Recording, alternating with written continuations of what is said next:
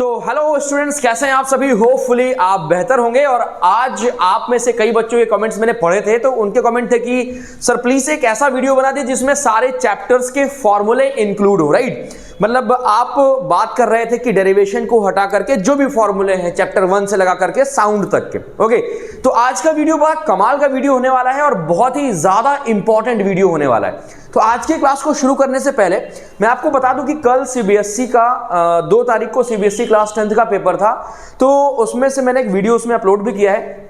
ऐसा कोई क्वेश्चन नहीं था जो हमने यहां पर क्लास में ना कराया हो, इवन न्यूमेरिकल हो, चाहे वो 5 मार्क्स हो, चाहे 3 मार्क्स हो, even 1 mark multiple choice question भी उन्हीं से आया था जो हम लोगों ने पिछली रात को हम लोगों ने महा मैराथन क्लास की थी 3.5 आवर की। ठीक है, चलो अब सेशन को शुरू करते हैं।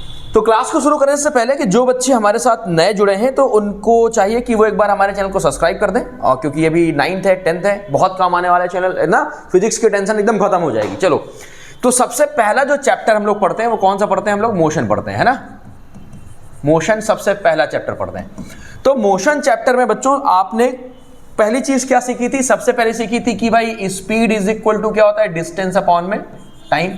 पहली चीज तो ये सीखी ना कि speed is equal to distance upon में टाइम। ठीक है, फिर इसके बाद आपने क्या सीखा? आपने दूसरा फॉर्मूला पढ़ा वेलोसिटी का। क्या होता है भाई वेलोसिटी का फॉर्मूला? डिस्प्लेसमेंट अपॉन में टाइम। दूसरा फॉर्मूला आपने क्या पढ़ा? डिस्प्लेसमेंट अपॉन में टाइम, है ना। हमें वेलोसिटी फाइंड करनी है या डिस्प्लेसमेंट फाइंड करना है तो हम यहां से वैल्यू फाइंड कर सकते हैं। ठीक है, फिर तीसरा जो हम लोगों ने सीखा वो सीखा एक्सेलरेशन का फॉर्मूला सीखा। क्या था एक्सेलरेशन का फॉर्मूला?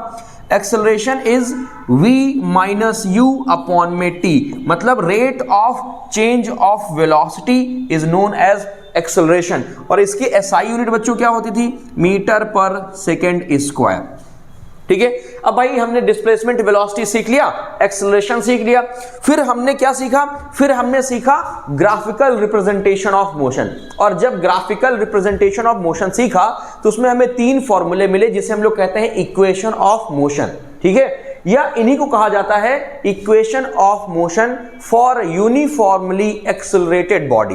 तो कौन से इक्वेशंस थे हमें? सबसे पहले बच्चों मिला फर्स्ट इक्वेशन ऑफ मोशन, जिसे हम लोग वेलोसिटी टाइम रिलेशन के नाम से भी जानते हैं।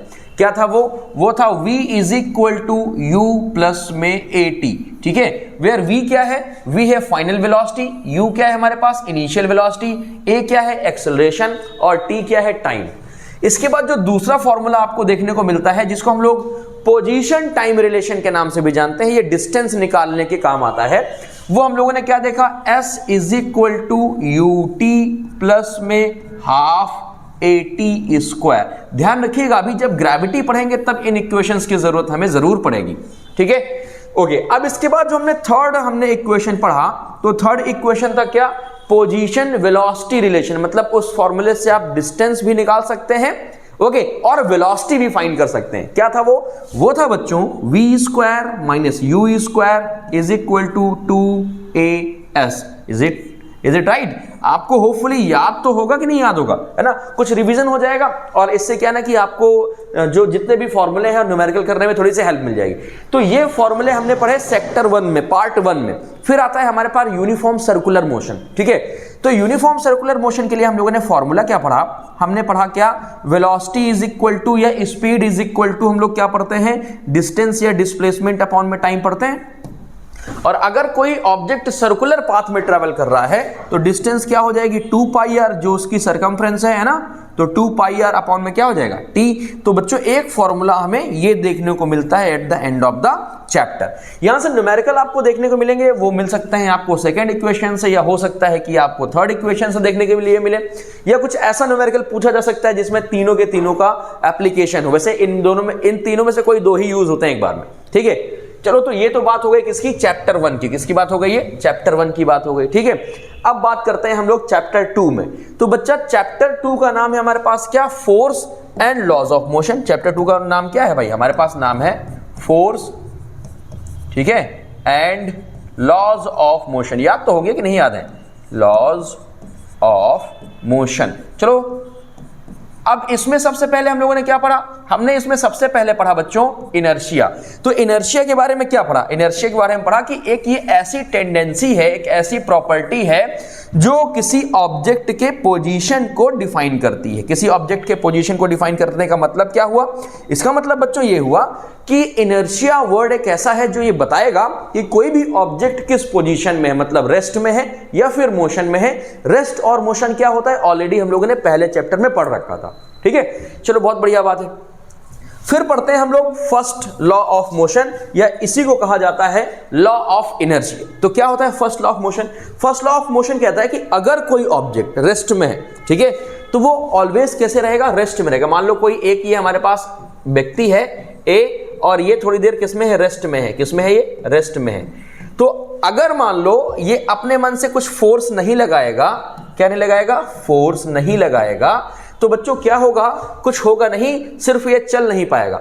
लेकिन अगर पीछे से कोई व्यक्ति इसे धक्का दे, क्या करे, धक्का दे, आगे इसको धक्का दे, फोर्स लगाए, तो ये क्या कर सकता है, तब ये मूवमेंट में आ सकता है, तब ये मोशन में आएगा। इसका मतलब इसको चलने के लिए देखो क्या एक्सटर्नल फोर्स की जरूरत हुई, या ये खुद चलने की कोशिश करेगा तो भी अर्थ में क्या कर रहा होगा, एक फोर्स लगा रहा होगा, एक्सटर्नल फोर्स लगा रहा होगा ताकि ये आगे बढ़ पाए। So that is first law of motion name as law of inertia, कि अगर कोई ऑब्जेक्ट रेस्ट में है तो रेस्ट में रहेगा, मोशन में है तो मोशन में रहेगा, जब तक उसमें कोई एक्सटर्नल फोर्स ना लगाया जाए, ठीक है। बहुत बढ़िया बात है।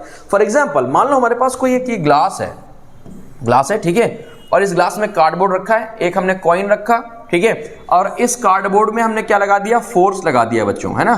तो ये ना जो कार्डबोर्ड है ये यहां पर आके गिर गया, ये है कार्डबोर्ड हमारे पास, ये क्या है हमारे पास, कार्डबोर्ड है ना। और तो सिक्का कहां चला जाएगा, ये जो कॉइन है वो कहां जाएगा, तो ये कॉइन ना यहां से गिर के कहां पर आएगा, इस पोजीशन पे आएगा, यहां पर, ठीक है।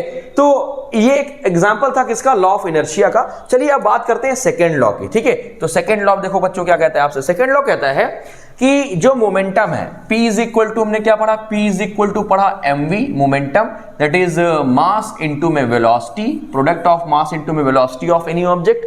तो अगर किसी ऑब्जेक्ट में वेलोसिटी और मास है तो कहा जाएगा कि वो किसमें है, मोमेंटम में।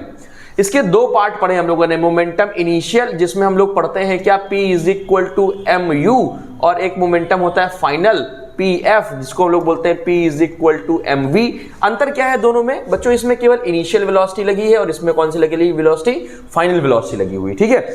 अब सेकेंड लॉ ऑफ मोशन हम लोग क्या पढ़ते हैं, सेकेंड लॉ ऑफ मोशन पढ़ते हैं। देखो कराटे प्लेयर का एग्जांपल, ये भी इसी का एक रूल है, सेकेंड लॉ का है। जैसे क्रिकेटर अगर बॉल को कैच करता है तो हाथ पीछे करता है, ठीक है। तो ये सारे इसी के एग्जांपल है। क्या पढ़ते हैं हम लोग, कहता है कि जो फोर्स लग रहा है, कौन फोर्स, वो एक्सटर्नल फोर्स जो इन व्यक्ति को, भाई साहब को मूव कराने के लिए लग रहा है, ये वाला फोर्स, वो क्या होगा, ऑलवेज डायरेक्टली प्रोपोर्शनल होगा किसके, rate of change of momentum के। तो रेट जहां लग जाए इसका मतलब ये हो गया कि टाइम के रिस्पेक्ट में हमें वो फिजिकल क्वांटिटी को मेजर करना है। होपफुली इतनी बात आपको समझ में आ रही होगी। सो बेसिकली अगर मैं इस डेल्टा पी का मतलब आपको बताऊं तो इसका मतलब बच्चों क्या होता है, इसका मतलब होता है mv final momentum minus mu initial momentum. So I can write this f is directly proportional to mv minus mu is equal to t।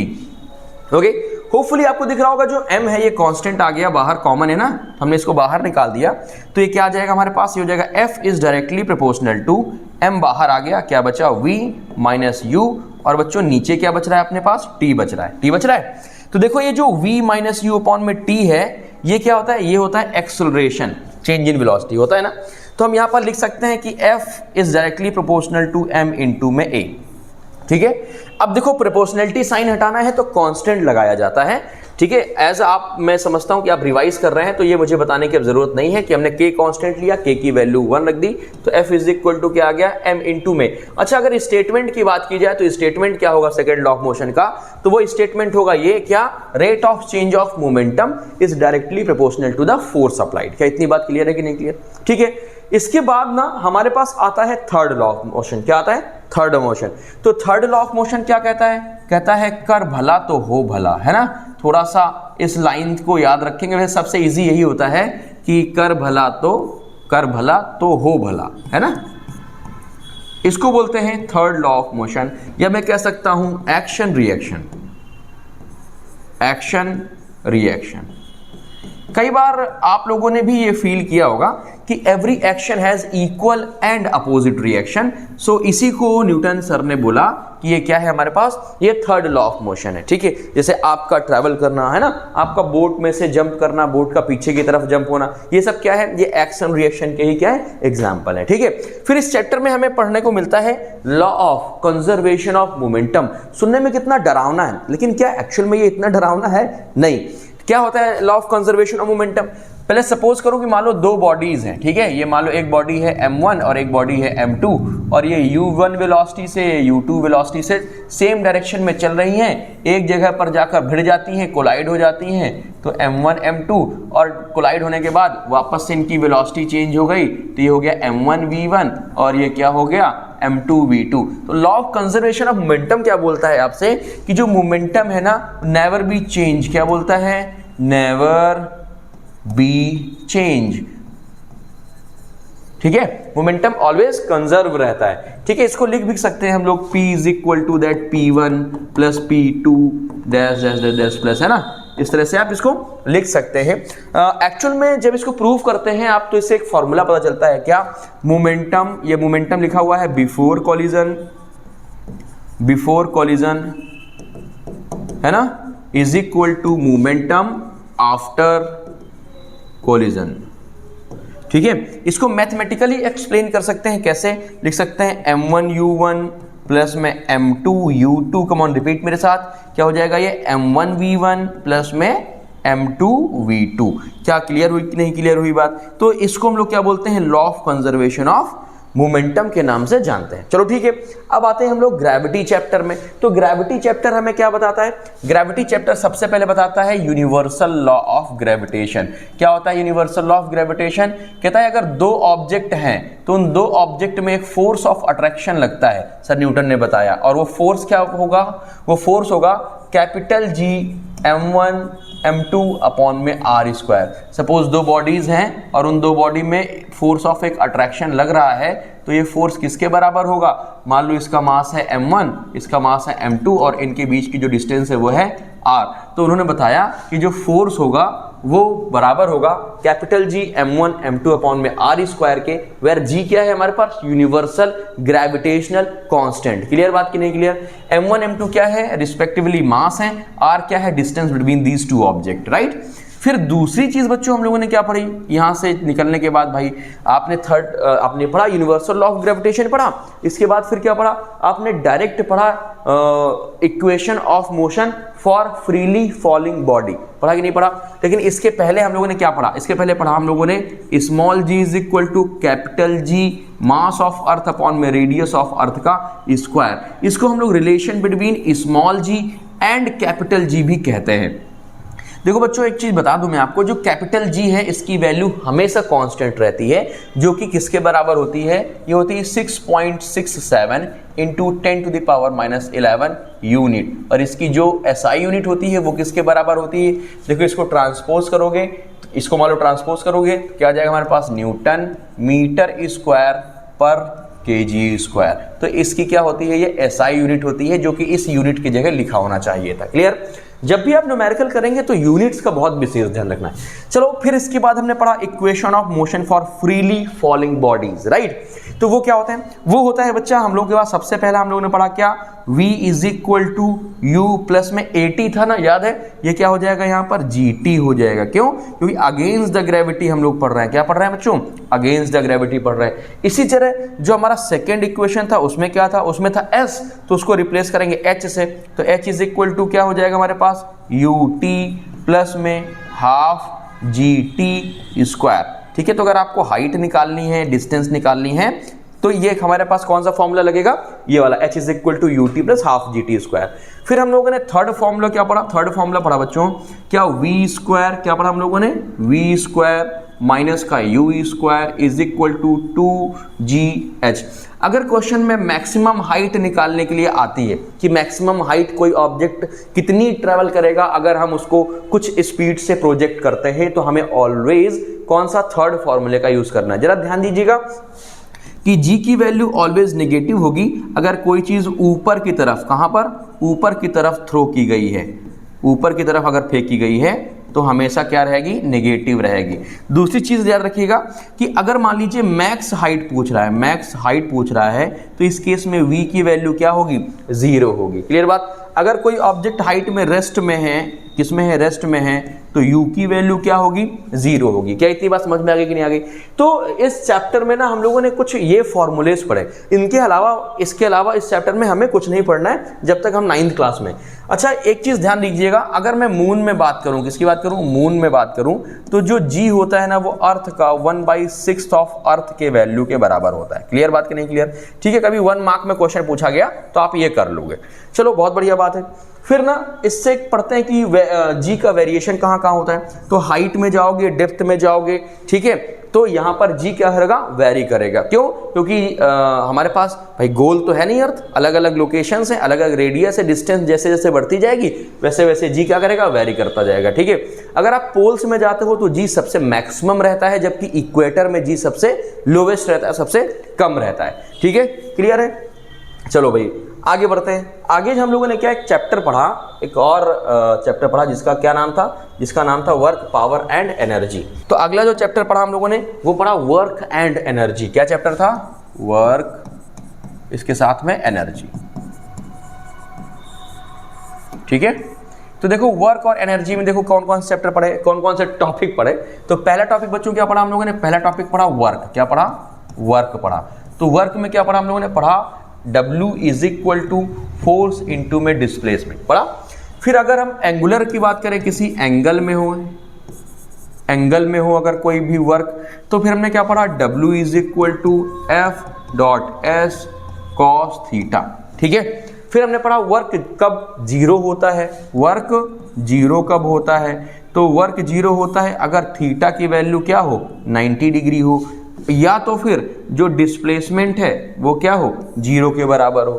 ठीक है, फिर हमने पढ़ा वर्क पॉजिटिव कब होता है, तो वर्क पॉजिटिव होता है जब थीटा की वैल्यू क्या हो, हमारे पास थीटा की वैल्यू कुछ हो, मतलब कि 0 मान के सकते हैं, 0 हो, और या तो क्या हो हमारे पास वर्क पॉजिटिव, या तो फोर्स एंड डिस्प्लेसमेंट का जो डायरेक्शन हो वो सेम हो। क्या हो भैया, सेम हो। ठीक है, इसके बाद बच्चों क्या, वर्क नेगेटिव की बात आती है कि भाई वर्क नेगेटिव कब हो सकता है। तो वर्क नेगेटिव के लिए जो थीटा की वैल्यू होनी चाहिए ना, वो क्या होनी चाहिए, वो होनी चाहिए 180 डिग्रीज। कितना होना चाहिए, 180 डिग्रीज। और क्या हो सकता है, जब फोर्स एंड डिस्प्लेसमेंट क्या हो, अलग अलग डायरेक्शन में हो, मतलब डिफरेंट डायरेक्शन में हो, डिफरेंट डायरेक्शन में हो। डिफरेंस का मतलब कुछ इस तरह से, आपका फोर्स लग रहा हो राइट डायरेक्शन में और जो डिस्प्लेसमेंट हो किधर हो, लेफ्ट डायरेक्शन में हो रहा हो। क्या इतनी बात क्लियर हो गई। चलो बहुत बढ़िया बात है। फिर वर्क के बाद हमने क्या सीखा था, वर्क के बाद हमने सीखा था एनर्जी के बारे में। ठीक है, तो एनर्जी क्या होता है भाई, बेसिक अगर फॉर्मूले की बात करें तो एनर्जी होता है पावर अपॉन में टाइम। ठीक है, रेट ऑफ डूइंग वर्क या कैपेसिटी ऑफ डूइंग वर्क। फिलहाल हमने पढ़ा कि हमारे पास मैकेनिकल एनर्जी, कौन सी एनर्जी है, मैकेनिकल एनर्जी। और मैकेनिकल एनर्जी क्या होती है बच्चों, ये होती है पोटेंशियल एनर्जी प्लस में काइनेटिक एनर्जी का जो सम होता है, इसी को बोलते हैं मैकेनिकल एनर्जी। तो सबसे पहले हम लोग बात करेंगे काइनेटिक एनर्जी की। तो काइनेटिक एनर्जी का फॉर्मूला पढ़ा 12mv², है ना। इससे कई सारे क्वेश्चन पढ़े। इफ मास क्या कर दें, डबल कर दें, है ना, या रेडियस को क्या कर दें, r/2 कर दें। सो कैसे काइनेटिक एनर्जी में चेंज होगा, डिटेल वीडियो के लिए हमारे इस चैनल में वीडियो सर्च करिए, वर्क पावर एनर्जी या वर्क एंड एनर्जी, तो आपको डिटेल वीडियो मिलेगा जिसमें हमने सारे के सारे टॉपिक डिटेल में समझाए हैं और उससे बाहर से आपको एग्जाम में देखने को कभी नहीं मिलेगा। ठीक है, चलो दूसरी चीज हम लोगों ने बच्चों क्या पढ़ी, दूसरी चीज पढ़ी हम लोगों ने पोटेंशियल एनर्जी के बारे में। तो क्या होता है पोटेंशियल एनर्जी, पोटेंशियल एनर्जी होता है m इंटू में g इंटू में h। ठीक है, अगर मैं बात करूं वर्क अगेंस्ट ग्रेविटी, किसकी बात करूं, वर्क अगेंस्ट ग्रेविटी, तो वर्क अगेंस्ट ग्रेविटी बेटा कब होता है, ये होता है जब हम लोग W क्या लिखते हैं, मास इंटू में g इंटू में h, और साइन कैसा लग जाता है हमारे पास, माइनस का। तो वर्क अगेंस्ट ग्रेविटी निकालना है तो भी हम इस फॉर्मूले का यूज करेंगे, बस माइनस साइन के साथ। क्लियर है बात कि नहीं क्लियर। ठीक है, फिर हम लोग पढ़ते हैं वर्क एनर्जी थ्योरम। क्या पढ़ते हैं, वर्क एनर्जी थ्योरम। तो वर्क एनर्जी थ्योरम क्या कहती है, कहती है वर्क डन निकालना है। अगर दो काइनेटिक एनर्जी दी हुई है तो मैं लिख सकता हूं कि half mv² minus half mu²। इसका मतलब क्या हुआ, इसका मतलब हुआ कि work done always delta kinetic energy के बराबर होता है, मतलब चेंज इन काइनेटिक एनर्जी के बराबर होता है। तो यहां से हमने क्या किया, देखो इस फॉर्मूले को वापस से कंटिन्यू करते हैं। सो W इज इक्वल टू क्या हो जाएगा, 1/2m हमने बाहर निकाल दिया, ये बचा v² माइनस का u²। तो ये हमारे पास क्या आ गया, वर्क एनर्जी थ्योरम आ गया। क्या इतनी बात समझ में आएगी, नहीं आएगी? फिर कंजर्वेशन ऑफ एनर्जी है ना, एनर्जी को ना तो क्रिएट किया जा सकता है ना तो डिस्ट्रॉय किया जा सकता है, केवल एक फॉर्म से दूसरे फॉर्म में चेंज किया जा सकता है। और फिर आपकी बुक में कई सारे ऐसे एग्जांपल्स दिए हुए हैं जो कि law of conservation of energy को बताते हैं कि how does energy converted one form to the another form. तो अगर वो रीड भी कर लोगे तब भी वो आपको नंबर दे के जाएगा। फिर आता है हमारे पास साउंड। क्या आता है, साउंड। तो साउंड में बेसिकली अगर हम बात करें तो साउंड में केवल एक ही फॉर्मूला है जो तुम्हें इंपॉर्टेंट है पढ़ना। अगर आपको नहीं पढ़ाया गया आपके स्कूल में तो कोई ज़रूरत नहीं, सिंपल सा फॉर्मूला है, क्या, speed is equal to distance upon में टाइम। अब भाई कभी कभी एको पता करने के लिए आ जाता है, तो एको पता करने के लिए डिस्टेंस, भाई मान लो यहाँ पर कोई ऑब्जर्वर खड़ा है तो यहाँ से गई, टकराने के बाद वापस आई, तो जब टकराने के बाद ये वापस आएगी तो एक डिस्टेंस ये कवर किया, एक डिस्टेंस ये कवर किया, दोनों क्या होंगी, सेम होंगी ना। तो इसलिए फॉर्मूला बन जाता है स्पीड का, क्या हो जाता है, 2d अपॉन में t। क्या बात समझ में आई कि नहीं आई? केवल डिस्टेंस डबल होगा, ये इसका रीजन मैंने आपको बताया, क्योंकि अगर कोई वाइज जा रही है टकरा करके वापस आएगी तो दोनों केसेस में जो डिस्टेंस होगी वो सेम कवर होगी। क्या इतनी बात क्लियर हुई कि नहीं क्लियर हुई?